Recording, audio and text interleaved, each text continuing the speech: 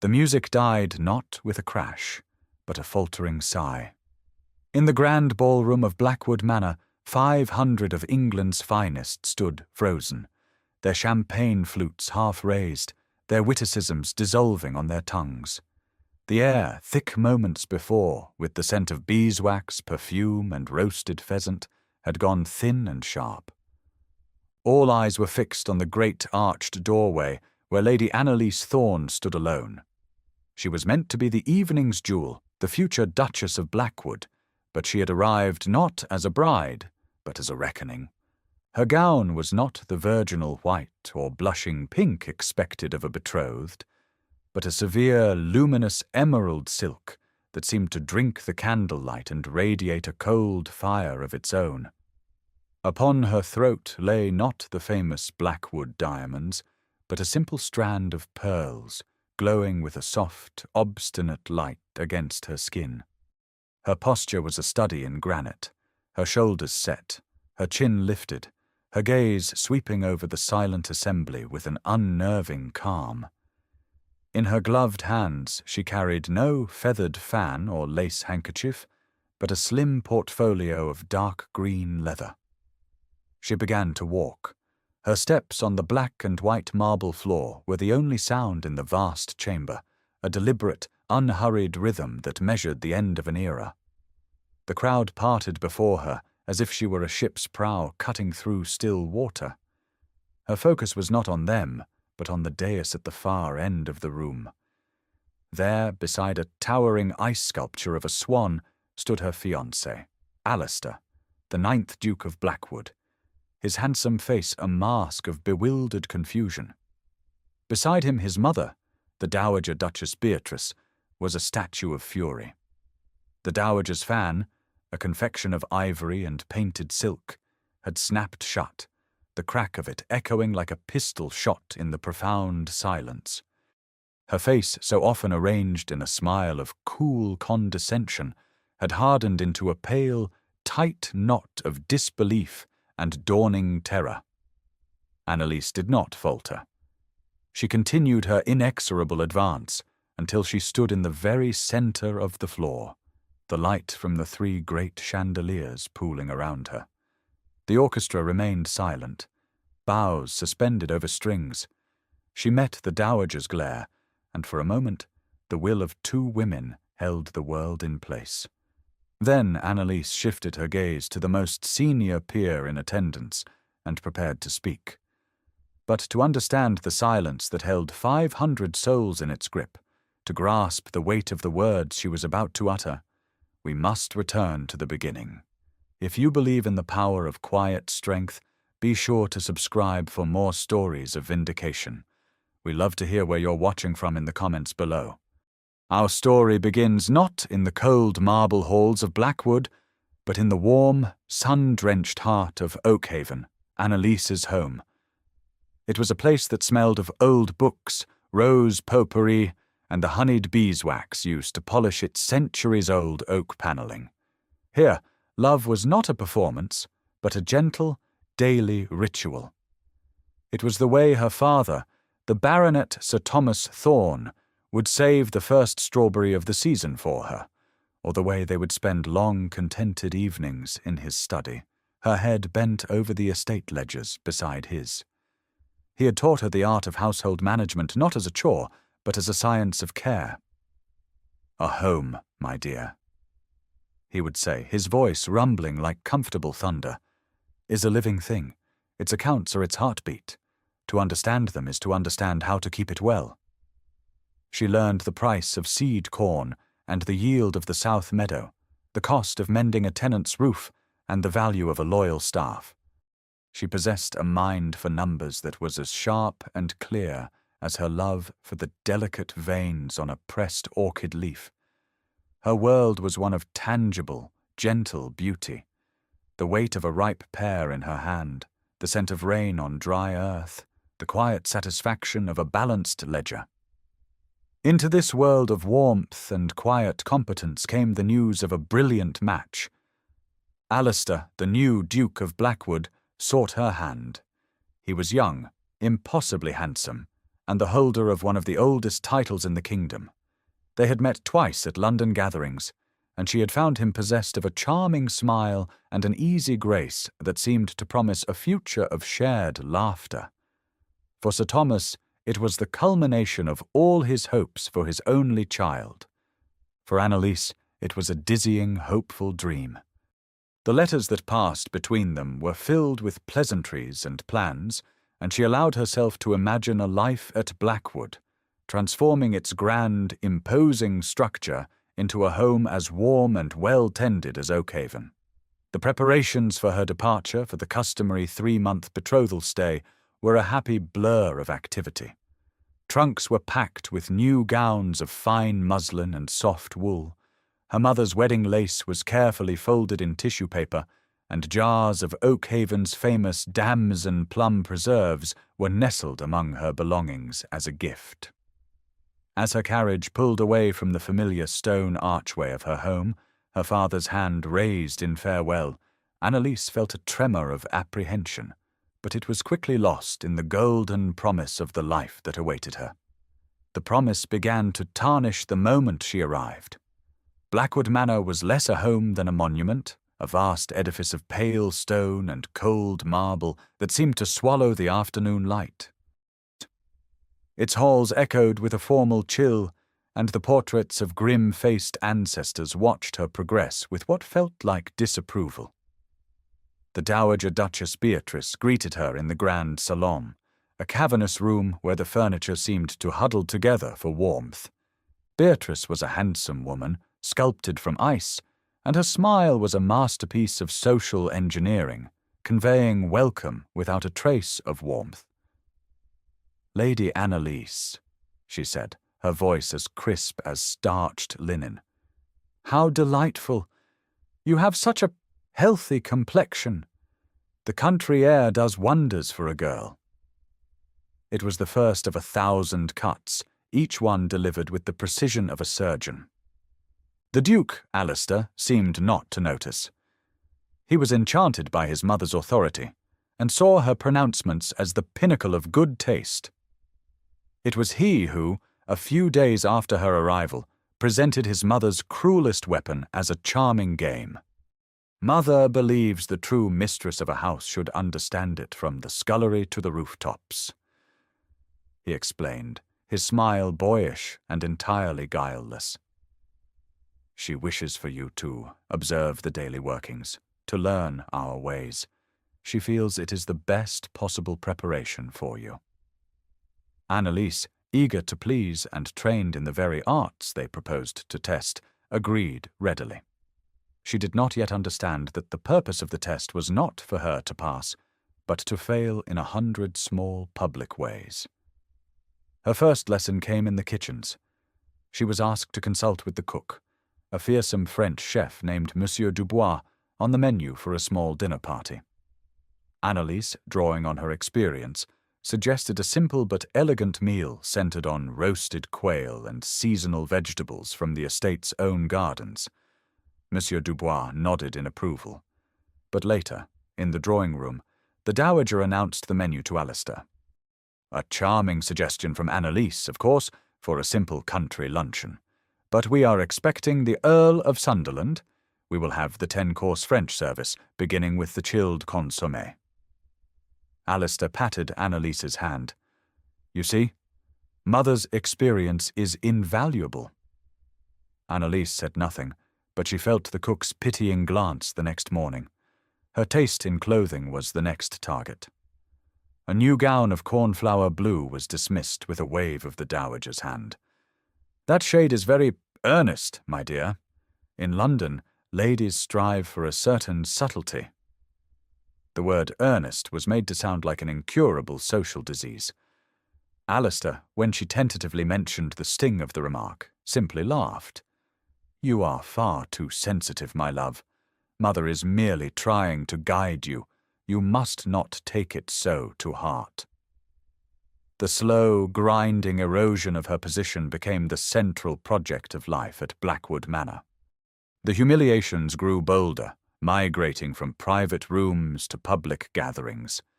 At a dinner for 20 guests, The dowager, complaining of a draught, turned to Annalise. "My dear, be a saint and fetch my cashmere shawl from my chambers. It is on the blue chaise." The request, a task for a lady's maid, hung in the air. Every guest at the table understood its meaning.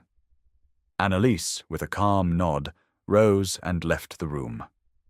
She walked up the grand staircase, her back straight, her mind a cold, clear chamber of observation.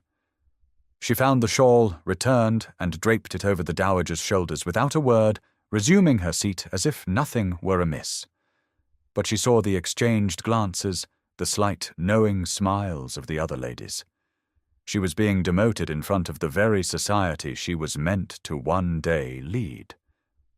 Alistair, far from defending her, began to participate in the campaign, guided by his mother's constant whispers in his ear.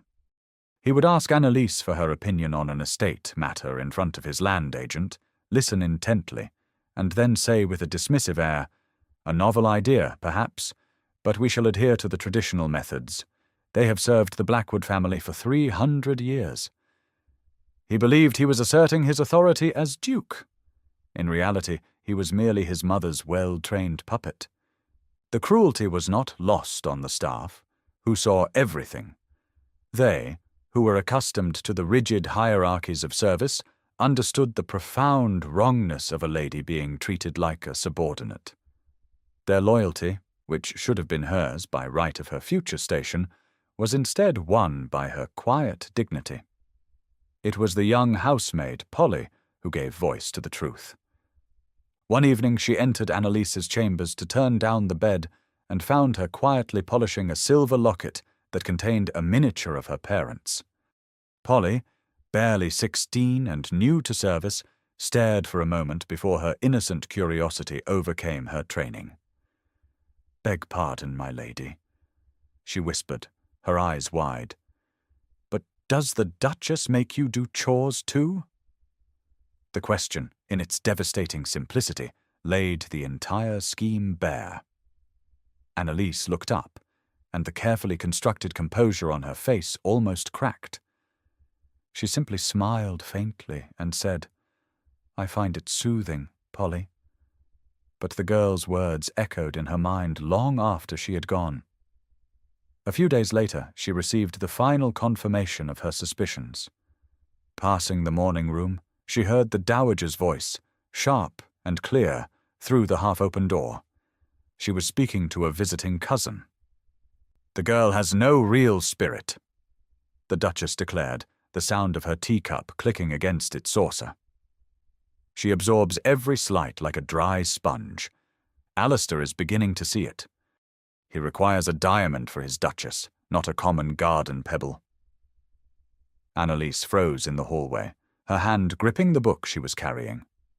She did not retreat. She stood perfectly still, listening, as the architecture of her own destruction was laid out. Annalise now understood with absolute clarity. This was not a test of her character. It was a concerted effort to break it. The dowager's goal was not to shape a new Duchess, but to dispose of an inconvenient fiancé. A quiet, cold fury began to replace the hurt in her heart. She was her father's daughter, and she would not be dismissed like a faulty servant. Her mind, trained in the logic of ledgers and the patient observation of nature, began to search for the reason, the true motive behind such elaborate cruelty.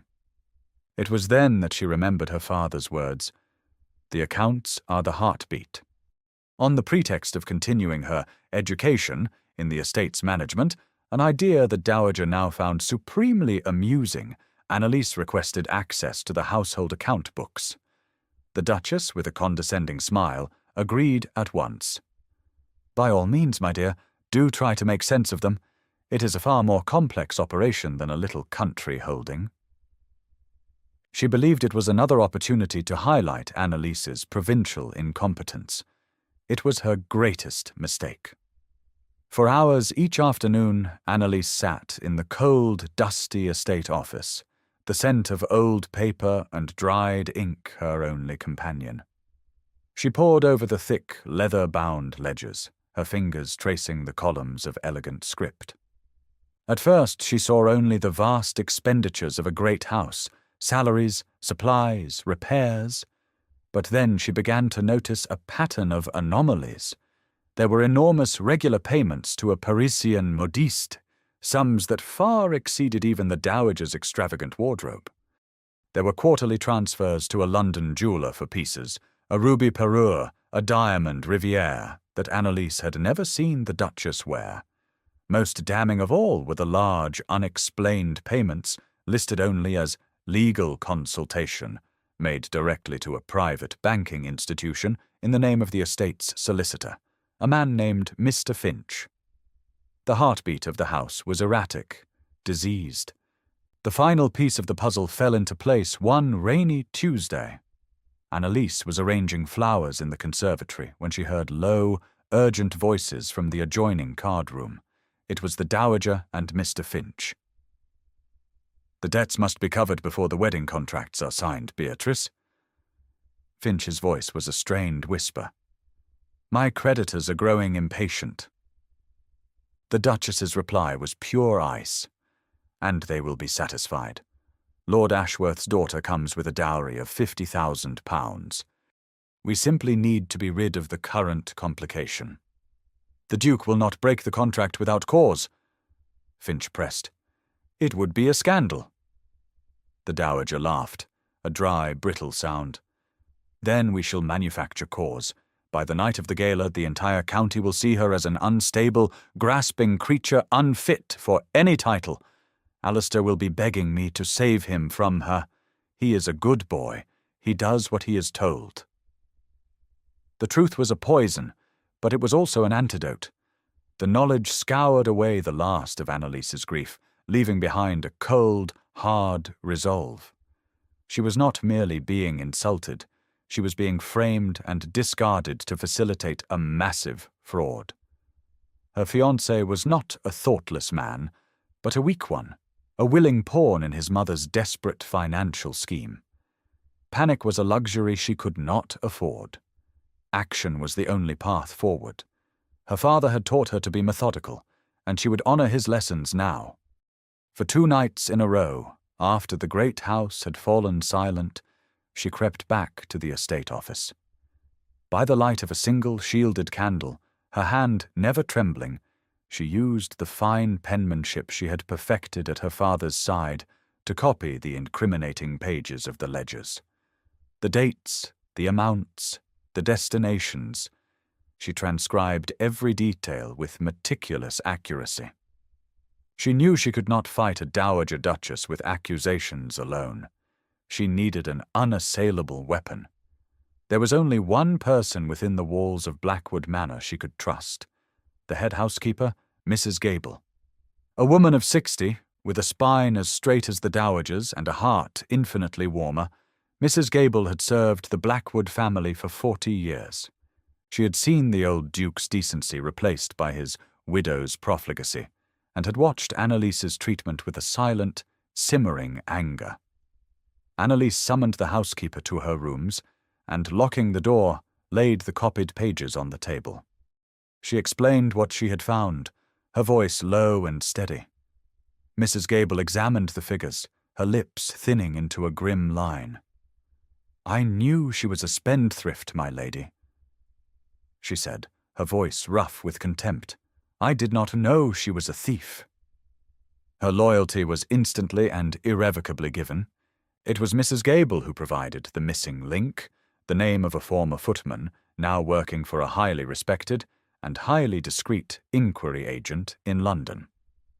The next morning, Annalise made a decision that solidified her path. She packed a small, heavy box containing a diamond brooch her grandmother had left her, a piece of significant value. She gave the box to Mrs. Gable, along with a letter of instruction and a pouch of sovereigns for the agent's fee. The housekeeper's nephew, a trusted carter, was dispatched to London on an errand. The instructions were simple and precise. Trace the payments to Finch's accounts, confirm his gambling debts, and obtain a sworn statement from the clerk at the Parisian bank who handled the Duchess's secret transactions. For 3 weeks, Annalise endured. She bore the slights, the condescension, the Duke's growing distance, all with the same quiet composure. Inside, she was a crucible of cold fire. The agent's report arrived a week before the gala, hidden in a crate of Irish linens. It was more damning than she could have hoped.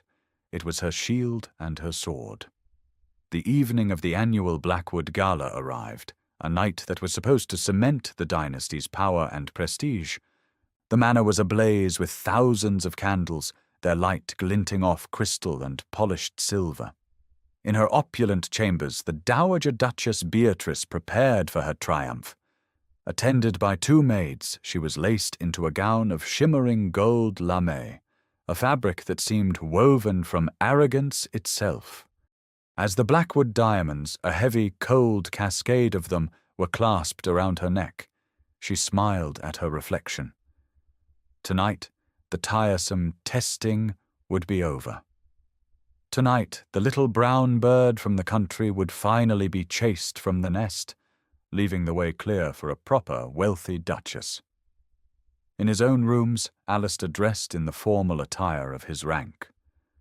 A sense of profound unease had been gnawing at him for days. Annalise's composure had ceased to look like meekness, and had begun to resemble something else, something he could not name.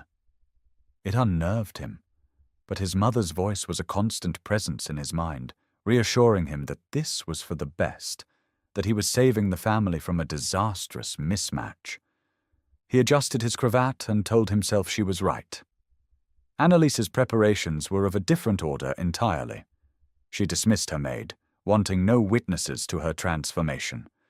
She bathed in water scented with lavender oil brought from Oakhaven, a final connection to the world of integrity she came from. She then donned the emerald silk gown. The color was a deliberate choice, not the color of innocence or passion, but of resilience, of life persisting through a hard winter. She swept her dark hair up, leaving her neck bare save for the simple strand of pearls her father had given her on her 18th birthday. They were a reminder of a love that was unconditional, a value that could not be bought or sold. She looked in the mirror not at a victim, but at a woman who had been pushed to the very edge of her endurance and had found in that desolate place a core of unshakable strength.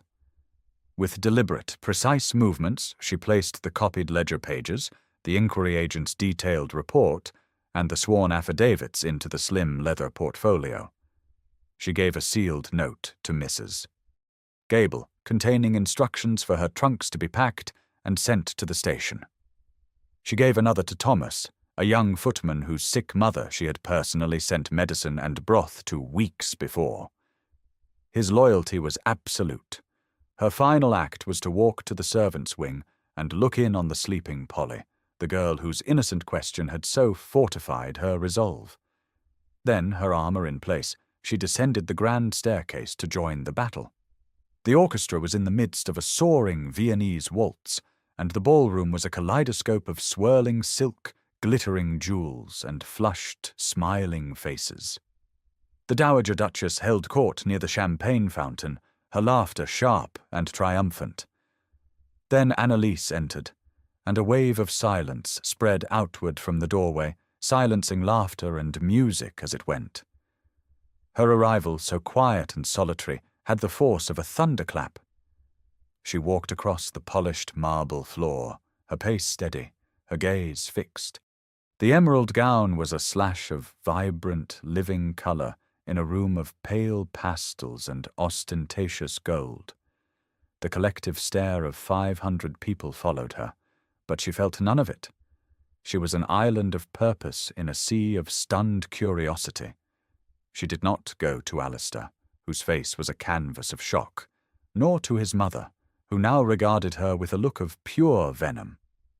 Instead, she walked directly to the most powerful and honourable man in the room, Lord Stirling, a man whose integrity was as legendary as his cousinship to the Duke of Wellington.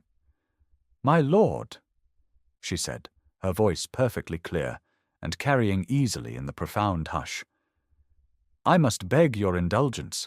A matter of house honor has come to my attention that requires immediate clarification." The Dowager Duchess, recovering her composure, swept forward, her diamonds flashing. "Annalise, what is the meaning of this unseemly hysteria?"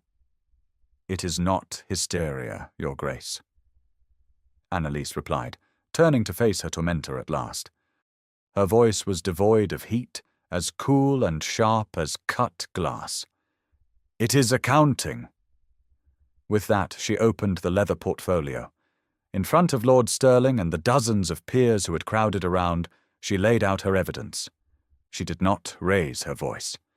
She simply explained, in the calm, logical tones she had once used to discuss crop rotation with her father, the story the numbers told. The payments, the dates, the secret accounts held by Mr. Finch, the vast sums siphoned from the Blackwood estate. A collective gasp, a sound like the sea pulling back from the shore, rippled through the room. Across the floor, Mr. Finch, the solicitor, turned the colour of ash and began to edge toward a side door, only to find his way blocked by the stolid figure of the young footman, Thomas. Alistair stared, his face a ruin of dawning comprehension, not at Annalise, but at his mother. "Mother?" he whispered, the word choked with horror. "Is this true?" The Duchess's carefully constructed facade shattered. "She is a liar!" she shrieked, her voice cracking. "A vengeful, scheming girl!" Annalise met her gaze, and the entire ballroom held its breath, waiting for the final blow. It came not as a shout, but as a quiet, devastating pronouncement of truth. "You were not testing my character, Your Grace," Annalise said. "You were pricing it." A dead, ringing silence fell. Then she turned to the stunned, broken Duke. With a slow, deliberate movement, she pulled the magnificent Blackwood diamond from her ring finger. She did not throw it. She did not drop it.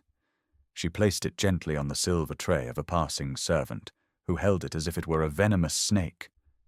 "A duke," she said, her voice soft but carrying the weight of a final judgment, "should know the difference between a wife and an acquisition."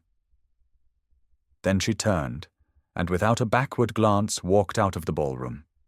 The great doors closed softly behind her, leaving a tableau of absolute and public ruin.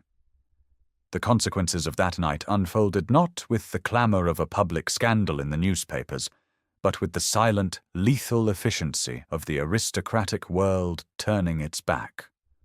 Lord Stirling, a man for whom honour was the only true currency, saw to it that the truth was known in every drawing-room, club, and country house that mattered. The judgment was absolute. The Dowager Duchess Beatrice was exiled. Stripped of her authority and her famous diamonds, which were sold to begin the long process of repaying the estate, she was sent to a remote, damp dower house in the wilds of Northumberland. Her name was erased from guest lists, her existence acknowledged only by the quarterly drafts for her minimal allowance. She had sought to judge another's character, and had lost her own in the process. Mr. Finch, the solicitor, faced a more public ruin. He was struck from the rolls and hounded by creditors, his reputation and career destroyed in a single evening. The Duke of Blackwood, Alistair, was perhaps the most tragic figure. He was not seen as a villain, but worse. He was seen as a fool.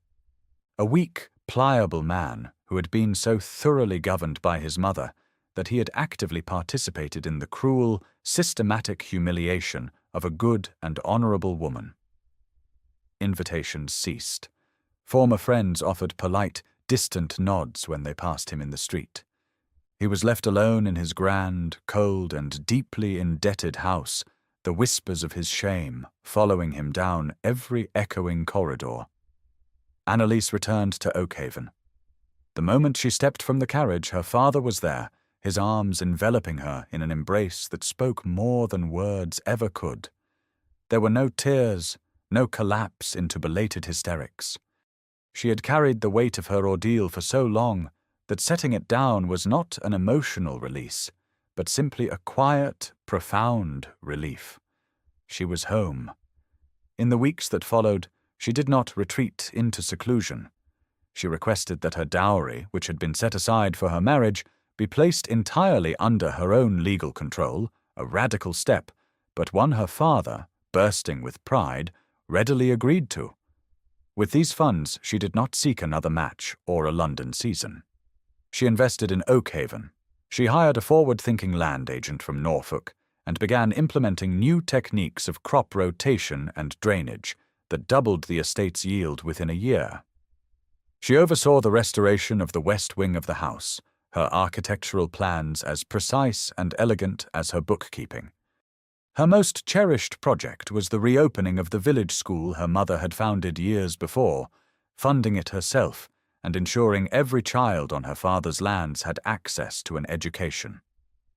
She became a quiet, formidable power in her own county, respected not for a title she had nearly acquired, but for the unimpeachable character she had so powerfully demonstrated. A year passed. The seasons turned, and the scandal in the distant world of London faded to a piece of old gossip. At Oakhaven, it was a crisp autumn afternoon. The gardens were a riot of late-blooming roses and golden chrysanthemums, and the air smelled of wood smoke and ripe apples. Annalise was in her study, once her father's, now hers by loving decree, when a visitor was announced. The name on the card made her pause for only a moment before she instructed the butler to show him in. The Duke of Blackwood stood in the doorway. He was thinner, and the easy charm had been burned out of him, replaced by a deep, weary sobriety. He was alone, and his boots were flecked with mud, a sign that he had walked the mile from the village station, unattended. He looked at her, standing behind the great oak desk, a place of her own earned authority, surrounded by ledgers, maps, and books on agriculture. "Annalise," he began, his voice strained and quiet, "I did not come to ask for your forgiveness. It is not mine to ask for. I came only to offer an apology for my weakness, my blindness, my vanity. I allowed myself to be led, and I participated in a great cruelty. I failed you. I failed my own honor." Annalise looked at him, her gaze level and serene. The woman he faced was not the hopeful girl who had arrived at his home, nor the avenging angel who had destroyed his family. She was something new, a woman forged in fire, now at peace. "I accept your apology, Alistair," she said, her voice calm and even, and he waited, a flicker of desperate hope in his eyes. But there was nothing more. No invitation to sit, no offer of tea, no hint of the reconciliation he may have dreamed of during his long, lonely year. He had been heard, and that was all the grace he would be given. He gave a small, broken bow and left. Annalise stood at the window and watched him walk back down the long gravel drive, a solitary figure shrinking against the vast, indifferent beauty of the autumn landscape. For a title may command a room, but trust, once broken, bars the gate forever. Thank you for joining us for this tale of quiet vindication. Do you think Annalise was right to refuse him any hope of a second chance?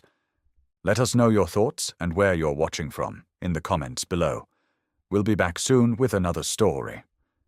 For while pride may wear diamonds, character endures forever.